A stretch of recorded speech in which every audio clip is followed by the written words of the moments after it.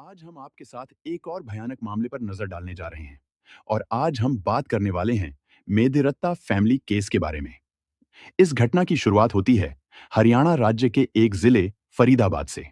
ये दिल्ली और उत्तर प्रदेश से सटा हुआ काफी जाना माना जिला है। तो फरीदाबाद के सेक्टर 7A में एक घर था, हाउस नंबर 19 सावित्री भवन। बात है 2019 की। यहां पर 3 लोगों का एक परिवार रहता था। इसमें थे प्रवीण मेदिरत्ता, इनकी पत्नी सुदेश भारती और बेटा दर्पण मेदिरत्ता। वैसे घर में कभी कभी प्रवीण की बेटी प्रियंका और दामाद सौरभ कटारिया भी आते रहते थे। घर के मुखिया प्रवीण एक रेडियोलॉजिस्ट थे। ये all India institute of medical science यानी एम्स में फैकल्टी मेंबर थे। इनका अपने घर के ही बेसमेंट में खुद का क्लिनिक भी था, डिजिटल एक्सरे क्लिनिक। यहाँ पर ये पेशेंट्स का एक्सरे जांच करते थे। बेसमेंट में ही एक्सरे मशीन लगा रखी थी, पूरा सेटअप कर रखा था। इनकी पत्नी सुदेश भारती एक रिटायर्ड टीचर थीं। बेटा दर्पण एक इंजीनियर था, गुरुग्राम की एक कंपनी में जॉब करता था। बेटी प्रियंका 2013 में शादी के बाद गाजियाबाद के इंदिरापुरम में रहती थी अपने पति के साथ, और ये नोएडा के HCL टेक्नोलॉजीज में जॉब करती थी। पति सौरभ भी गुरुग्राम में एक डिजिटल इंजीनियरिंग फर्म वर्चुसा में काम करते थे। कुल मिलाकर ये 5 लोगों का परिवार काफी पढ़ा लिखा और संपन्न था। सभी अच्छी खासी पोस्ट पर नौकरी करते थे या कर चुके थे। घर में भी किसी चीज की कमी नहीं थी। परिवार में भी रिलेशन ठीक ठाक था। आस पड़ोस के लोगों से भी घुल मिलकर रहते थे। सबसे अच्छे संबंध थे। वैसे घर पर ज्यादातर बूढ़े माता पिता यानी प्रवीण और सुदेश ही रहते थे। बेटा कभी कभी ही घर पर आते थे। बेटी और दामाद भी अक्सर वीकेंड्स पर ही आया करते थे। अब तारीख आती है 9 नवंबर 2019 की। शनिवार का ये दिन था। आज के दिन, या कहें तो पिछली आधी रात से ही मेदिरत्ता परिवार के घर में कुछ अजीब चीजें हो रही थीं। आस पड़ोस के लोगों ने देखा कि मेदिरत्ता फैमिली के घर का गेट पिछली रात से ही खुला हुआ है। बेसमेंट भी खुला हुआ था, लेकिन ग्राउंड फ्लोर का दरवाजा बंद था। सुबह से उस परिवार का कोई भी मेंबर घर से बाहर घूमता हुआ दिखा नहीं, टहलता नहीं दिखा। घर पर बेटी और दामाद भी आए हुए थे, वो भी नहीं दिखे। घर के अंदर काफी तेज वॉल्यूम पर टीवी ऑन था, जिसकी आवाज बाहर तक आ रही थी। उनकी फीमेल डॉग रूबी भी कल रात से ही घर में भौंक रही थी। धीरे धीरे 9 नवंबर का दोपहर हो चुका था। तभी पड़ोसियों ने इन सारी चीजों पर ध्यान दिया। डॉक्टर प्रवीण डेली अपना क्लिनिक ओपन किया करते थे, जहां पर मरीज एक्सरे कराने आते। लेकिन आज प्रवीण ने अपना क्लिनिक भी ओपन नहीं किया। सुबह से ही उनका आज का अखबार दरवाजे के पास पड़ा हुआ है। कोई उसे लेने के लिए बाहर नहीं आया। रोज सुबह में प्रवीण अपने डॉग के साथ बाहर मॉर्निंग वॉक पर निकलते थे, मगर आज के दिन नहीं निकले। उनका परिवार घर के अंदर ही है, क्योंकि टीवी ऑन था, मगर सुबह से कोई दिखा नहीं। कुछ न्यूज रिपोर्ट्स के अनुसार सुबह में घर की मेड भी काम करने के लिए आई हुई थी। उन्होंने घर का डोरबेल बजाया, मगर कोई भी दरवाजा नहीं खोल रहा था। मेड ने बहुत ट्राई किया, डोर को नॉक भी किया। जब अंदर से किसी ने भी दरवाजा नहीं खोला, ना ही कोई रिस्पॉन्स दिया, तो मेड वापस लौट गई थी। पड़ोसियों को उस घर की तरफ देखकर अजीब सा खालीपन भी महसूस हो रहा था। थोड़ी घबराहट भी हो रही थी। एक पड़ोसी ने डॉक्टर प्रवीण को क्लिनिक ओपन ना करने की वजह पूछने और हालचाल के लिए कॉल किया। फोन पूरा पूरा रिंग होकर कट गया, मगर किसी ने भी कॉल नहीं उठाया। ये चीज भी काफी चिंताजनक थी। पड़ोसियों ने घर के बेटे दर्पण को भी कॉल किया, जो कि गुरुग्राम में काम करता था। उसे सारी चीजें बताई कि ऐसी ऐसी बात है, सुबह से ही तुम्हारे घर से कोई दिखा नहीं है, घर पर टीवी चल रहा है, कुत्ता भौंक रहा है। उस वक्त दर्पण गुरुग्राम में था। इसने पिछली रात ही अपनी मां से फोन पर बात की थी, हालचाल ली थी। लेकिन आज क्या हो रहा है, इसे कोई भी आइडिया नहीं। अब कुछ पड़ोसी खुद ही परिवार के बारे में जानने के लिए उनके घर पर गए। डोरबेल बजाया, मगर किसी ने भी दरवाजा नहीं खोला। पड़ोसियों ने यह भी ध्यान दिया कि मैन दरवाजे से बाहर की तरफ कुछ लाल लाल पैरों के जूते जैसे निशान पड़े हुए हैं, धब्बे हैं। कुछ पड़ोसियों ने तो एक खिड़की से बेसमेंट के अंदर झांक कर भी देखा। बेसमेंट के अंदर पूरे फर्श पर लाल लाल लिक्विड फैला हुआ था, जैसे कि खून हो। ये सारी चीजें देखकर पड़ोसियों की हालत खराब हो जाती है। तुरंत इन्होंने पुलिस को कॉल कर दिया। ये दोपहर के 2:15 से 3 बजे की बात है। पुलिस को कॉल हुआ। सेक्टर 7 से पुलिस की एक टीम मौके पर पहुंची। पड़ोसियों ने उन्हें सब कुछ बताया, लाल लाल पैरों के निशान दिखाए। अब पुलिस भी घर का डोरबेल बजाती है, घर में आवाज देती है, मगर टीवी की तेज आवाज से शायद घर में कोई सुन नहीं रहा था। अब फैसला हुआ दरवाजा तोड़कर अंदर जाने का। जैसे ही एक ऑफिसर ने दरवाजे को थोड़ा सा धक्का दिया, वो खुल गया। ये तो बस भिड़काया हुआ था। दरवाजे के खुलते ही पुलिस और पड़ोसियों की नजर ड्राइंग रूम में फर्श पर पड़ी। सामने देखते ही सबके रोंगटे खड़े हो गए, क्योंकि वहां पर दो शव बुरी तरह से खून में लथपथ फर्श पर पड़े हुए थे। पूरा फर्श लाल रंग में रंग चुका था, और ये दोनों शव घर की बेटी प्रियंका और दामाद सौरभ के थे। दोनों के ही गले पर किसी तेज धार हथियार के निशान मिले। इसके अलावा भी उनके पूरे शरीर पर कई सारे जख्मों के निशान थे। बॉडी से पूरा खून निकल चुका था और जम रहा था। अब घर के मुखिया और उनकी पत्नी कहां पर हैं? पुलिस ने फॉरेंसिक एक्सपर्ट्स की टीम, स्निफर डॉग स्क्वाड, अपने सीनियर ऑफिसर्स सबको इन्फॉर्म कर दिया। इसके बाद घर के अलग अलग हिस्सों में पुलिस प्रवीण और सुदेश को ढूंढना शुरू करती है। ग्राउंड फ्लोर के एक बेडरूम में बेड के पास फर्श पर सुदेश भारती भी खून में भीगी हुई पाई गईं। इनके गले पर भी तेज धार हथियार के निशान मिले। साथ में पूरे शरीर पर भी निशान थे। पुलिस ने पूरे घर की तलाश कर ली। अभी तक 3 शव ही बरामद हुए थे। डॉक्टर प्रवीण कहां पर हैं? कुछ पड़ोसियों ने बताया कि घर में एक बेसमेंट भी है, जहां पर डॉक्टर प्रवीण एक्स-रे क्लिनिक चलाते हैं। वहां फर्श पर लाल लाल लिक्विड भी देखा गया था। इसके बाद पुलिस बेसमेंट में जाती है। वहां पर एक्स-रे मशीन के पास ही डॉक्टर प्रवीण का भी शव पड़ा हुआ था। इनके भी गले पर और पूरे शरीर पर तेजधार हथियार के निशान थे। इस घर में 5 लोगों में से 4 लोगों का कत्ल हो गया। पूरा घर खून में लिपटा हुआ था। बहुत भयानक दुर्दशा थी घर की। कुछ ही देर में फॉरेंसिक टीम और स्निफर डॉग भी आ जाते हैं। पुलिस को ड्राइंग रूम की हालत देखने से लगा कि यहां पर बीच बचाव और विरोध की कोशिश हुई है। शायद बेटी और दामाद कातिलों से बचने की कोशिश किए हों। वहां पर कुछ फर्नीचर्स भी अपनी अपनी जगह से हटे हुए थे। दीवारों पर खून के छींटे थे, हाथ के धब्बे थे।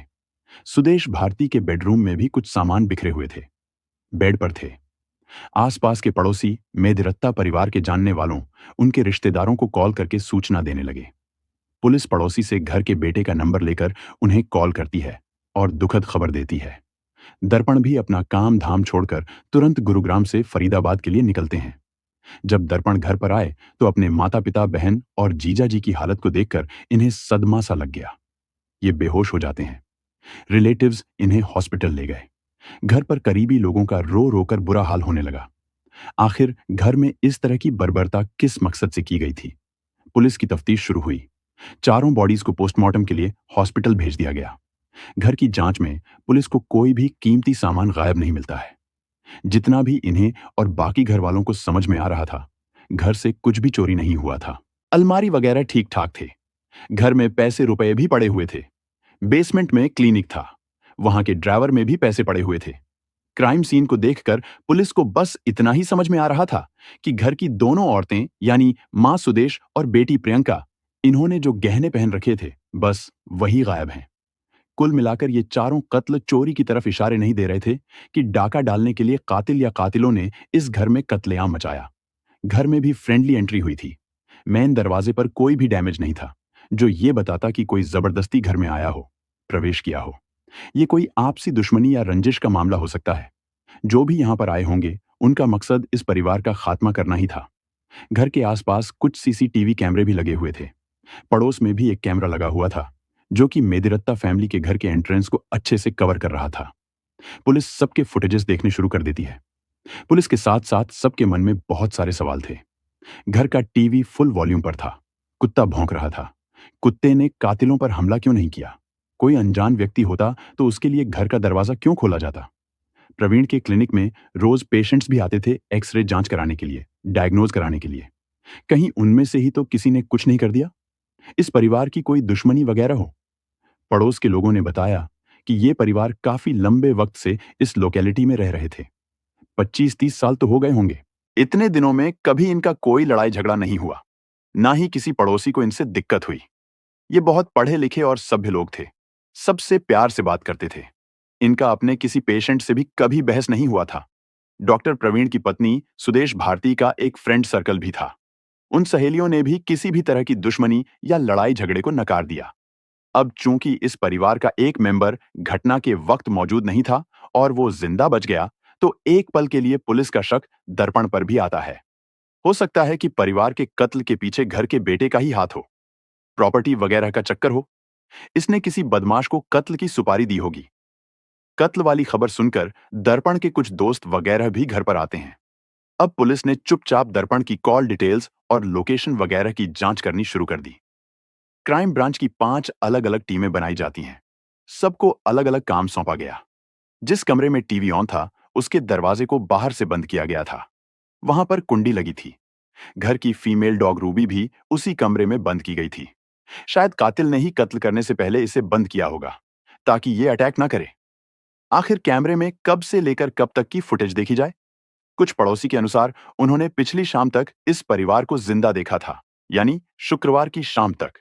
अब पुलिस ने इसी के अनुसार उस शाम से लेकर इन्हें पड़ोसियों द्वारा सूचना देने तक, यानी अगले दिन के दोपहर तक के सारे फुटेजेस देखना शुरू कर दिया।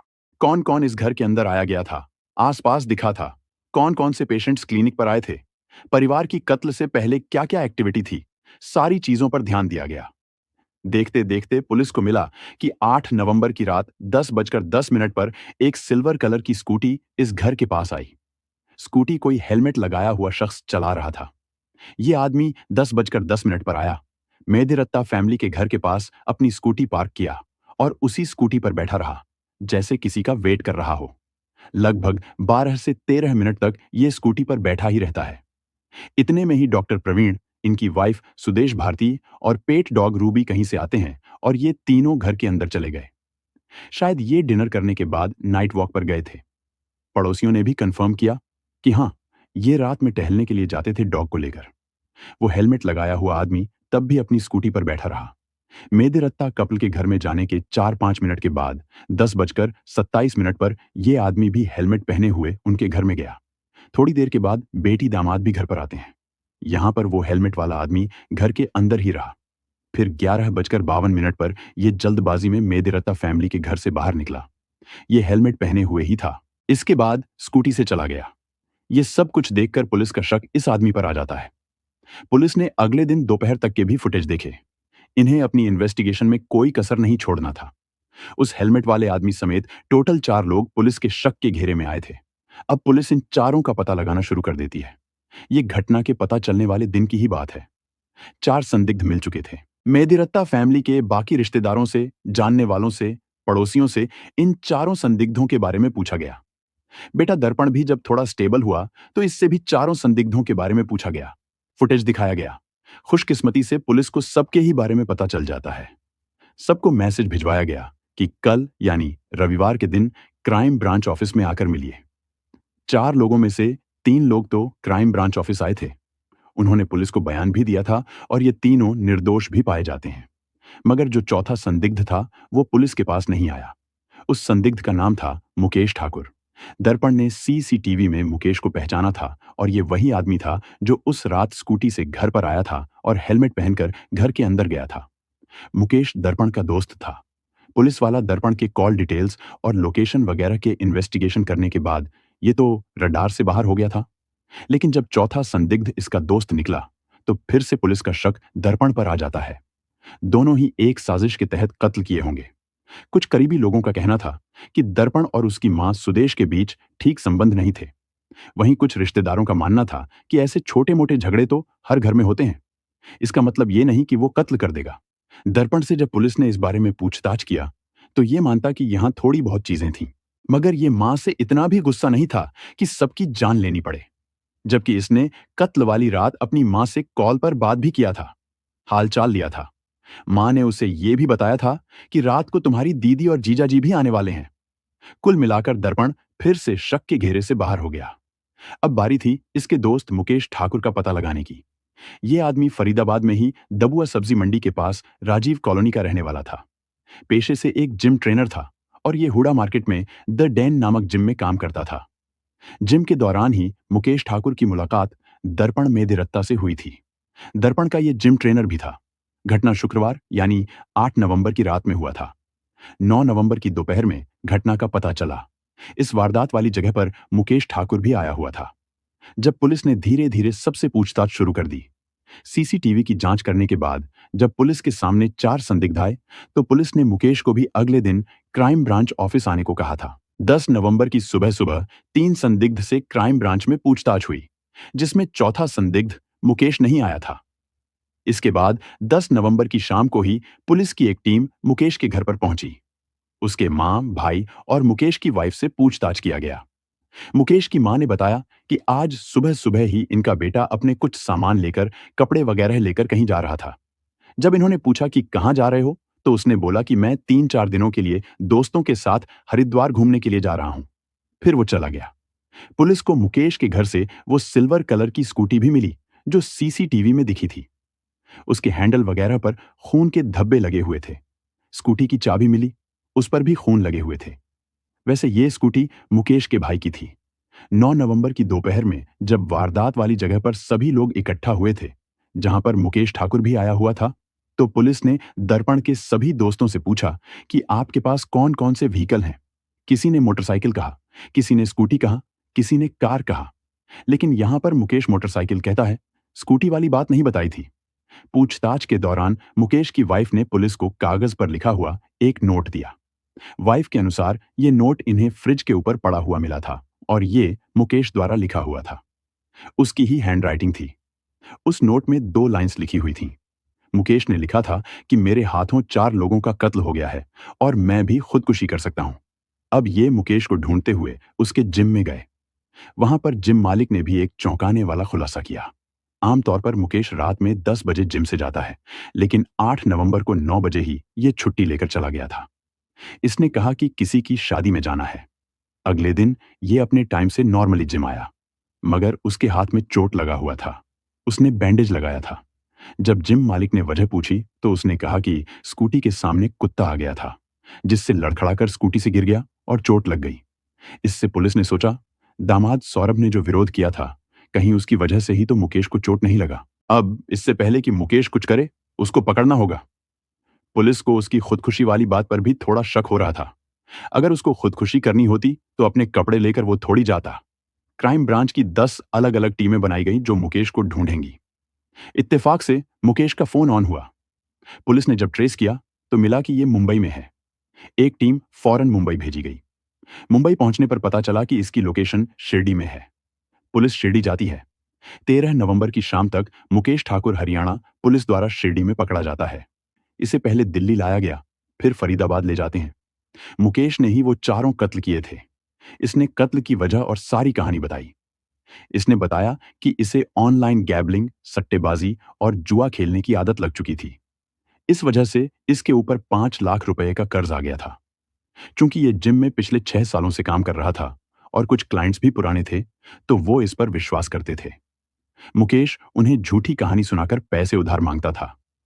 एक बार इसने एक लेडी क्लाइंट से कहा कि इसका बेबी हुआ है और वाइफ को कुछ कॉम्प्लिकेशंस आ गई हैं। 50,000 रुपए की जरूरत है। लेडी के पास पैसे नहीं थे। इन्होंने अपने बॉस से उधार लेकर मुकेश की मदद की और मुकेश ने वो पैसे सट्टेबाजी में गवा दिए। ऐसे ही टोटल 5 लाख रुपए अलग अलग लोगों से लेकर गैम्बलिंग में डुबो देता है। बाद में लोग इससे अपने पैसे मांगने लगे। अब मुकेश क्या करे?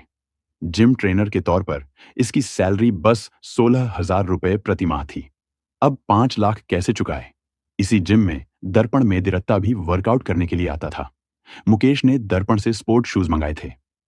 अक्टूबर महीने में मुकेश पहली बार दर्पण के घर पर गया, वो स्पोर्ट शूज लेने के लिए। इसने देखा कि दर्पण का घर बहुत आलीशान है। उसके पिता डॉक्टर हैं, अमीर लोग हैं। घर पर भी बस बूढ़े माता पिता ही रहते हैं। दर्पण बाहर रहता है। इन सब से मुकेश के दिमाग में शैतानी आइडिया आया। सोचा कि इसे यहां पर चोरी करना चाहिए। चोरी के पैसों से अपना कर्ज भरेगा। शुरुआत में तो इसका प्लान किसी को मारना नहीं था, बस इसे घर में रॉबरी करनी थी। पैसे गहने चोरी करने थे। घटना से 1 हफ्ते पहले इसने मार्केट से चाकू खरीदा। चूंकि दर्पण के घर पर भी 1-2 बार जा चुका था, तो दर्पण के माता पिता भी इसे पहचानते थे।